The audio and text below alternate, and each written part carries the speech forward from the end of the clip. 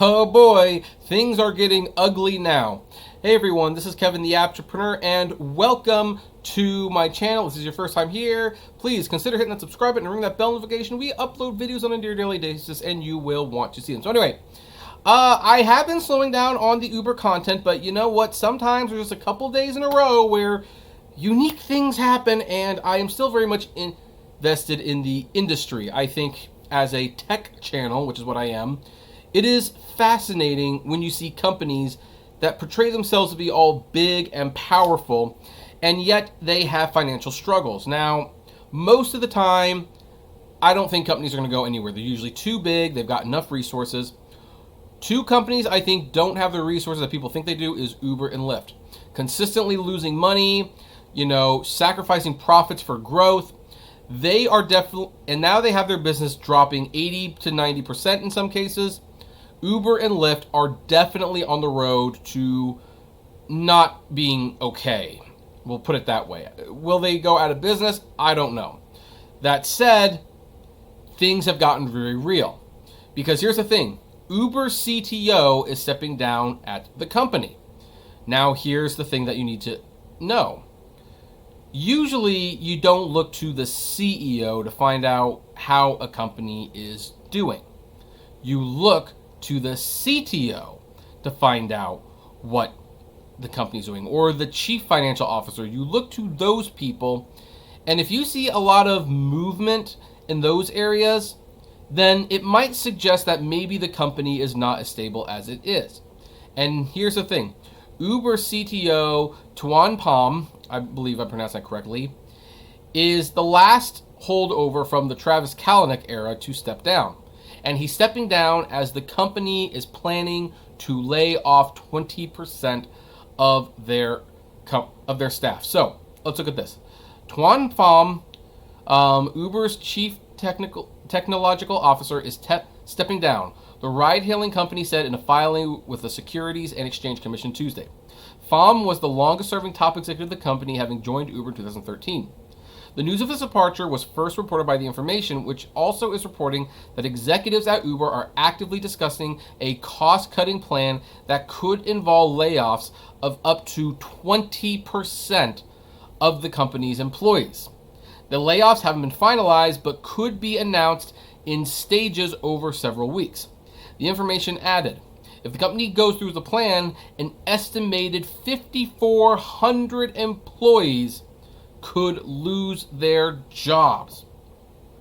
So that is not good. Now, does this mean drivers? No, because drivers are independent contractors, so there's no laying people off. Although if people start getting their accounts deactivated for no reason, I'm pretty sure it's a cost-cutting measure. Who knows? We might actually be at the point where Uber might start deactivating active drivers because they might not have money to pay them. I don't know. But look, they're not the only ones to do it, because Lyft is working to cut 17% of their workforce and furlough more and reduce salaries, because Lyft is the one that's truly in trouble, in my opinion. Uber has Uber Eats and Uber Freight, which are doing very well right now. But, their rideshare is definitely an anchor on them at the moment. Lyft is just the rideshare. They do have a little delivery service that's for charity right now, and it's probably a way for them to test building a delivery service of some sort. But they started way too late. This is not the time you want to be testing. This is the time you needed something like that ready, and they're not ready. So let's look at this article from Bloomberg. Lyft Inc. said it will eliminate the jobs of almost 1,000 employees across the company, or about 17% of its workforce, responding to plummeting demand of rides and cratering revenue in the economic slowdown caused by the C-virus pandemic. The San Francisco-based company also will furlough about 5% of employees who handle operations that have been suspended during the virus outbreak, and cut pay for all employees for the next 3 months, Lyft said. The company also said it will shut down scooter operations in Austin, Texas, and in Oakland and San Jose, California, to cut back on maintenance costs. Also, little theory of mine, I suspect scooters are definitely going to die from this, because for at least a year, we're going to be concerned about germs and touching surfaces. People aren't going to want to rent a scooter that might potentially have, the C virus on it. And they don't want to pay the maintenance costs right now. So I think the scooters are done. I think the scooters are a done deal. They're not coming back. I think that's going to go away. Now then, Chief Executive Officer Logan Green said in an email, "We are taking these actions after exhausting all other opportunities to make deep budget cuts across the business. Hard decisions announcing the cuts and inviting the company's more than 5,000 employees to an all-hands video conference. The conference lasted only 6 minutes," said one employee who attended and asked not to be identified because the meeting wasn't public. The employee said the comments seemed scripted and the tone was predictably somber. Unlike Uber Technologies Inc., which operates globally and has seen an uptick in its food delivery service during the pandemic, Lyft has had few bright spots. It only operates in North America, which is widely locked down and relies entirely on transportation revenue.